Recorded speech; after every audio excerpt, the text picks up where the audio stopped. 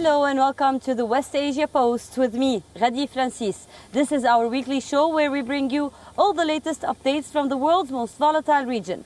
Protests have erupted all over Palestine, but this time it is over the death of prominent PLO critic Nizar Banat. Nizar Banat died in custody of Palestinian Authority security forces, and since then, demonstrations haven't stopped in the region. Many are calling for a transparent probe into his death. Others are calling for an end of the PLO's rule.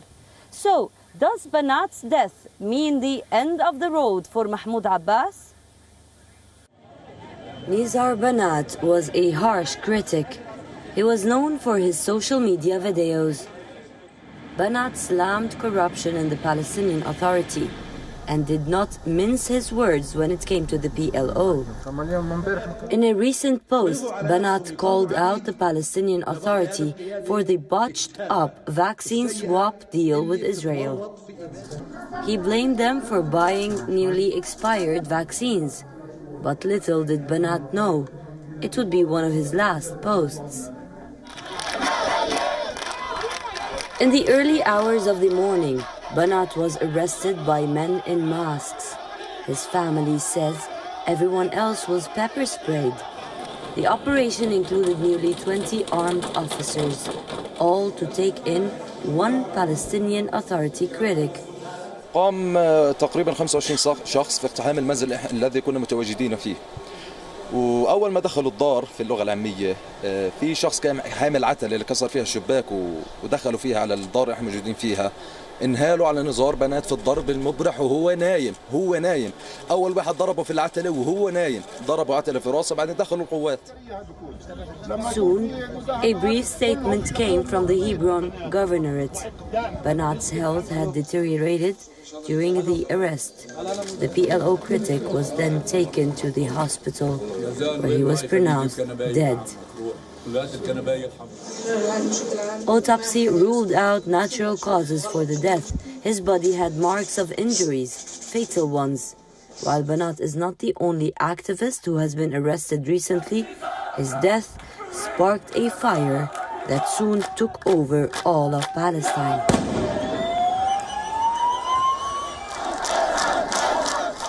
Palestinians took to the streets. They were protesting in Ramallah. Some called for justice at Al-Aqsa. Others slammed the PLO in Hebron.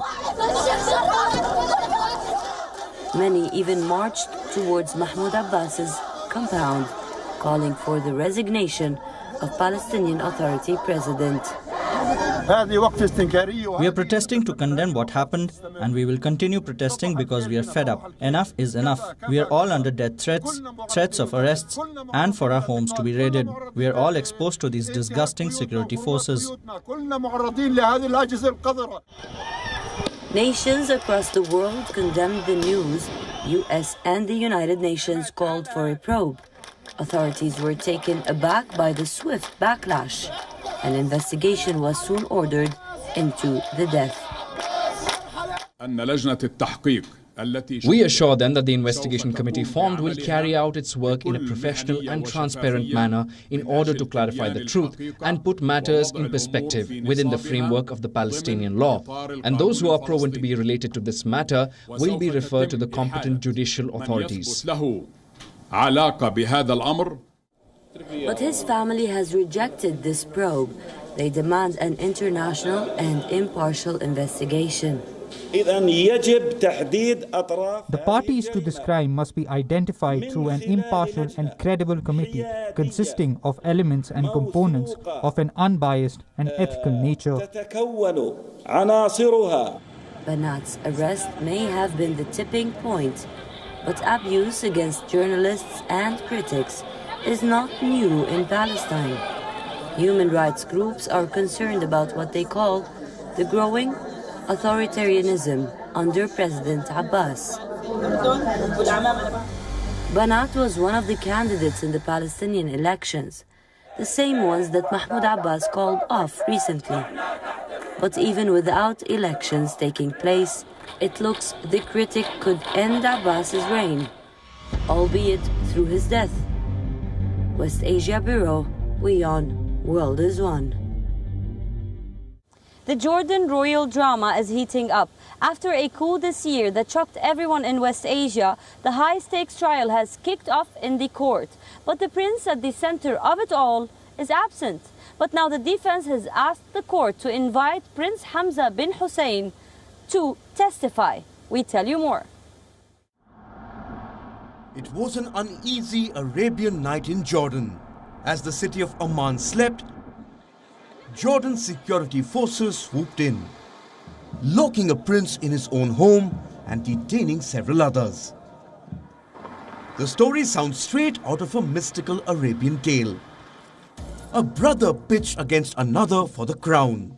Jordan's allies watched aghast as the royal coup tested the resolve of the House of Hashim.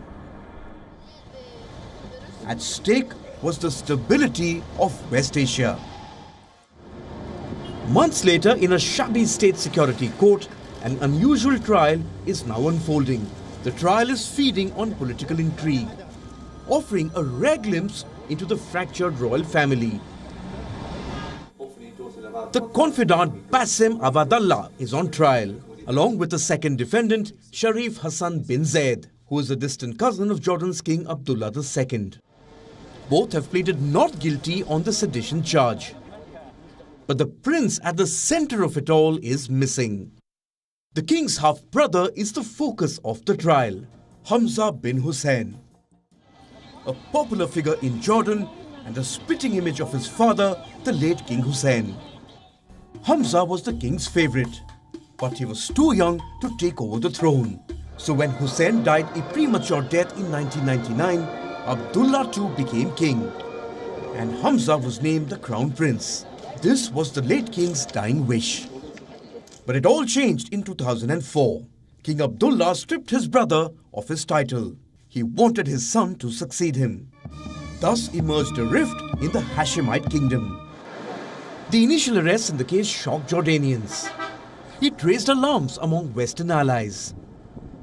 The small kingdom squeezed between West Asian nations was struggling for its stability, all the while remaining a loyal ally of the United States. The royal family says it will deal with Hamza in private. The defense wants the former prince in court. It's a conflict like no other in Jordan, one that the Hashemite royal family hasn't seen in decades. Prince Hamza is among the witnesses along with two other princes, in addition to 3 or 4 minor royals, the Prime Minister, the Minister of Foreign Affairs and 16 others. The final decision is up to the court. This is the court's jurisdiction and it has the final word on whether it will summon these witnesses or not. Jordan accused Hamza of liaising with foreign parties and hatching a plot to destabilize the kingdom. Very serious accusations for a kingdom where the king is above all. Many suggested a link to the other end of West Asia. One of the arrested was Bassem Avadallah, the former head of Jordan's royal court, and now an economic advisor to the Saudi crown prince. The Saudis sent 4 jets to Amman. 4 officials called for the return of Avadallah. While speculations were rife about the Saudi link, Riyadh was quick to declare support for King Abdullah. Jordan initially blamed outside influences, but it has been careful to not antagonize Saudi Arabia. Thousands of Jordanians remain employed there. If they are expelled, Jordan's economy would collapse. Jordan has since drawn a curtain of secrecy on the unprecedented public rift within the family. But the social tensions laid bare by the palace drama can be seen almost everywhere in the kingdom. Economic crisis has frayed the historic patronage for loyalty bond, a sacred bond between Jordan's king and its tribes, a bedrock of the Hashemite family's decades-long rule. This may have been an underlying factor in an alleged plot to take over the kingdom. The prince has since been silenced. His purported co-conspirators remain on trial.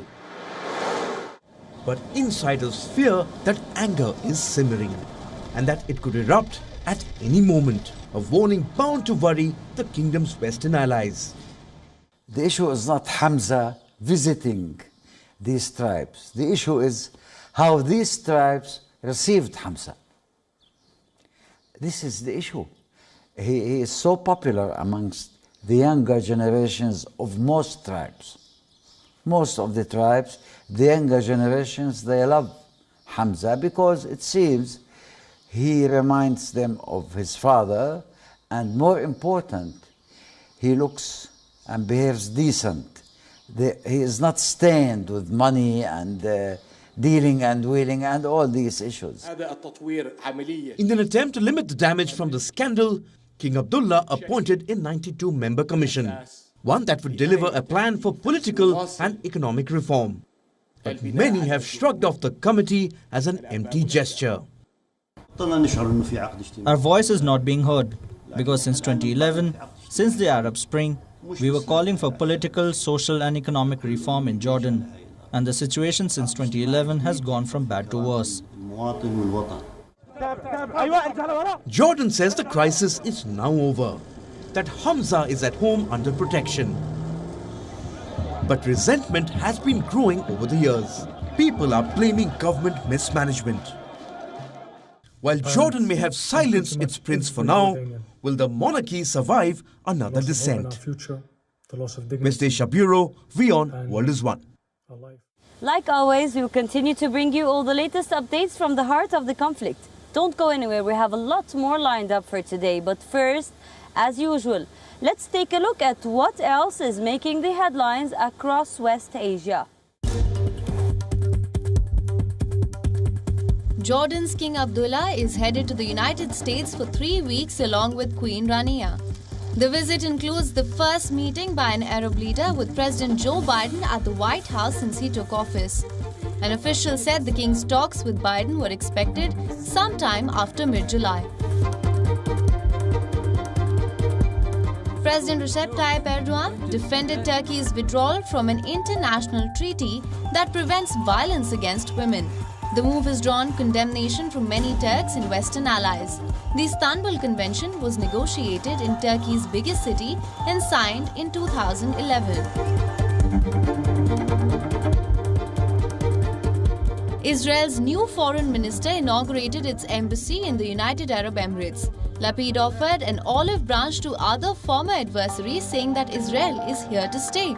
He also said that his visit to the United Arab Emirates was just the start of a road to peace with other West Asian countries.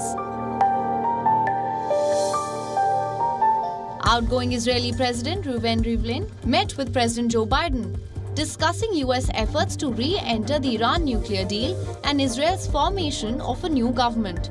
Rivlin said that he was satisfied about Biden's commitment to not allow a nuclear Iran in the region.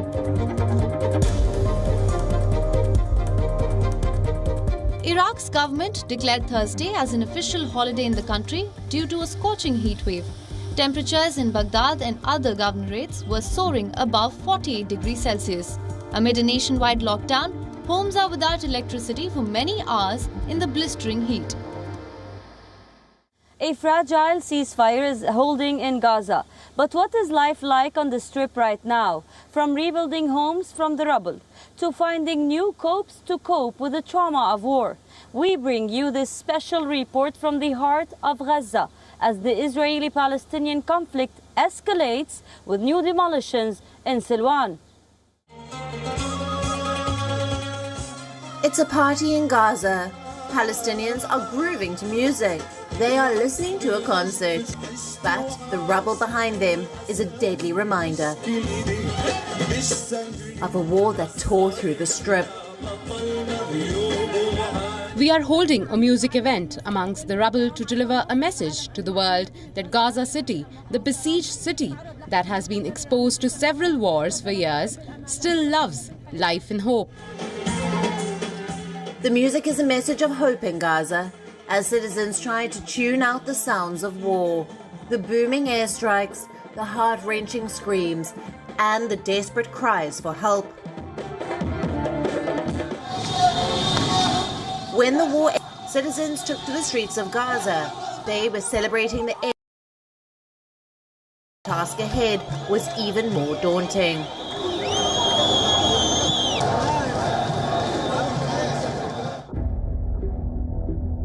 Who would help rebuild Gaza?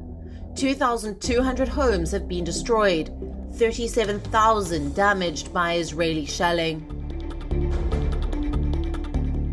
Water and power infrastructure have been hit. Rebuilding the strip will cost around $500 million. Some believe it could even be a few billion.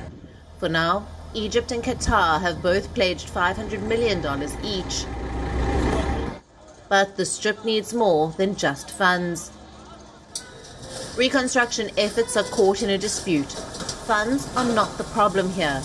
There is plenty of aid to begin with, but officials don't know how to access it.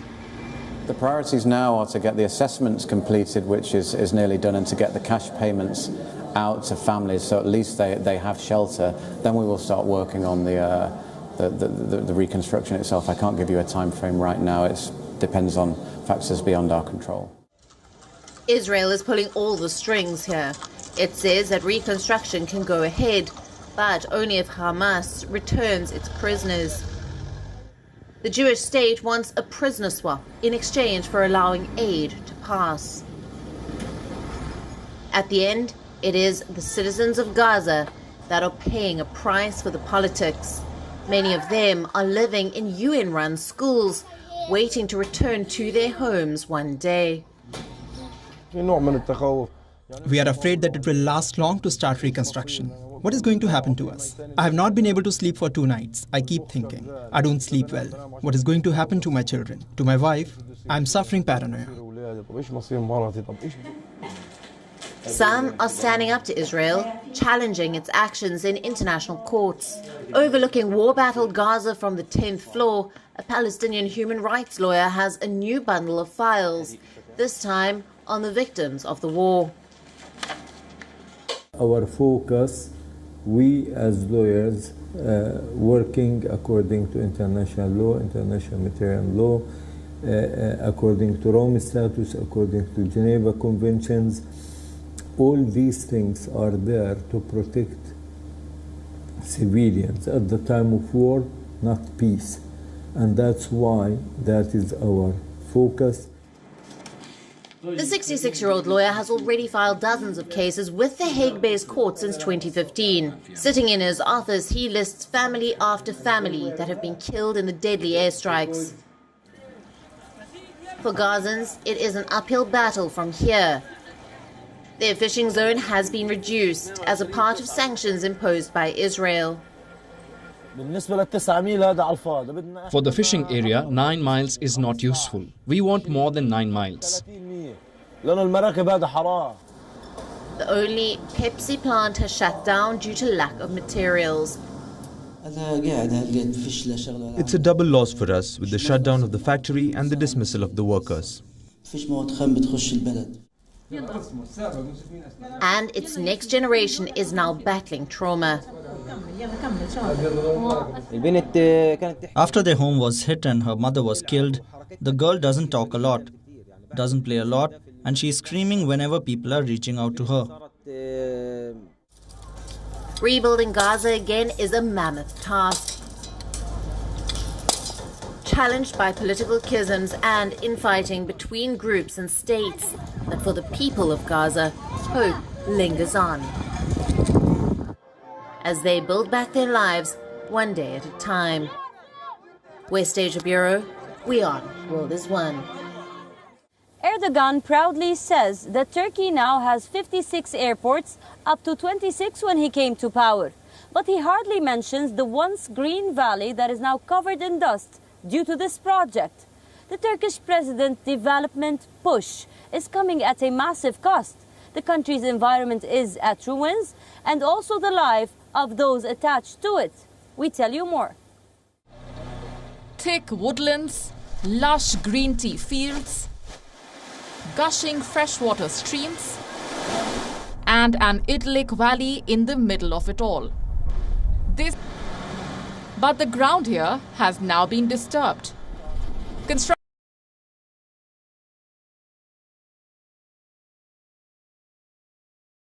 Construction of a stone quarry is provoking anger. A government-friendly company plans to extract 20 million tons of stone from a quarry. Materials needed to construct a Black Sea port. It breaks our hearts. You know, we've spent our entire childhood here. I also have children, and my children should be able to see this place. This is our paradise right here. This is our own paradise. Under the ruling Justice and Development Party, Turkey has seen rapid modernization over the years. New airports, roads and bridges are being built. For Erdogan, new infrastructure will help transform Turkey, turning it into a global force from a regional player. But critics argue that the environment is in danger. Turkey is sacrificing it as it develops. Forests are being rapidly destroyed by companies and natural resources are on the decline. This makes İkizdere a rarity in the country that is pushing ahead with urbanization. You can hear the gushing sound of streams, organic tea grows in abundance, brown bears roam the forests, and villagers produce chestnut honey. We have honey, tea, we feed our animals in these forests. It's like a warehouse for us. They took everything from us. I used to feed my animals there, and now they are stuck in the stables. Locals fear an impact on their quality of life. Construction could hamper tea and honey production, the two main sources of income in the area. Dust from the site envelopes houses, and the valley now echoes with the sound of machinery. They are working 24/7 hours, and when it will intensify, tell me, how will people live here? Consequences are already being felt by the farmers. Since April, people have been protesting at the site, trying to stop the developers from constructing. The stone quarry is managed by the Cengiz Holding Group, which has close ties to the Erdogan government. Several demonstrators have been detained. Others have been intimidated by the police. Protests against the quarry are banned. Villagers fear they will suffer the same fate as many others have in Turkey. They will be displaced for development. They say, oh my God, you are against everything. You are against the airport. You are against the roads being built. You don't allow services, but we are not against services. We support those who want to provide a service, but only as long as that service is good for the country. Erdogan's push for big development sites is coming under increasing scrutiny right now. Experts are concerned about the ecological impact. For others, deforestation is the biggest worry. But for these villagers, it is about saving their home, protecting their little corner of paradise despite all odds. West Asia Bureau, WION World is One. Imagine being in the middle of UAE's deserts and then someone asks you to sit in a tub of ice in the middle of it. Sounds bizarre, doesn't it? Well, these people call it a mind over matter activity. We bring you the story. As the sun bakes the orange dunes of the desert, a man lowers himself into a tinkling tub of ice. Hold your breath, hold your breath. The UAE's new way to take a break from the summer heat. Now it's better, but the beginning it's was. These are the deserts of the United Arab Emirates. Temperatures here rise to a sweltering 50 degrees Celsius. Abdelaziz entered the bath with much grimace. And he sits down, he holds his breath. But he held his breath calmly, as directed by this man. Hi, my name is Benoit de Meulemeester. I'm from Switzerland, and I'm a passionate, hot and cold person. So I do this combination of desert and ice baths with people, and they seem to enjoy it. I like to take people out of their comfort zone and give them an experience of body and mind, reconnect with nature. Cold water immersion coupled with breathing techniques have been around for some time now. It has similarities to ancient Tibetan Buddhist methods, comprising of breathing, cold exposure, and commitment. Young, old, athlete, or non-athlete, the techniques are said to be good for everyone. For many, the beginning is the scariest part. You want to get out, and you can't seem to control your breathing. The beginning is always hard to adjust. And then once you release, and you realize that your mind is more powerful than your body, and your mind controls your body, and you have to make your body obey your mind. And that's the secret. But soon it is about controlling your body. Participants vouch for how rejuvenating it is and call it an experience like no other. So, sitting in an ice tub in the middle of a sand dune, turns out it's all about mind over matter. West Asia Bureau, WION, World is One. That's all we have for you on this episode of the West Asia Post. I will see you next week with a brand new lineup, bringing you more stories from the world's most volatile region. Until then, stay home and stay safe. I am Ghadi Francis, and you're watching WION, World is One.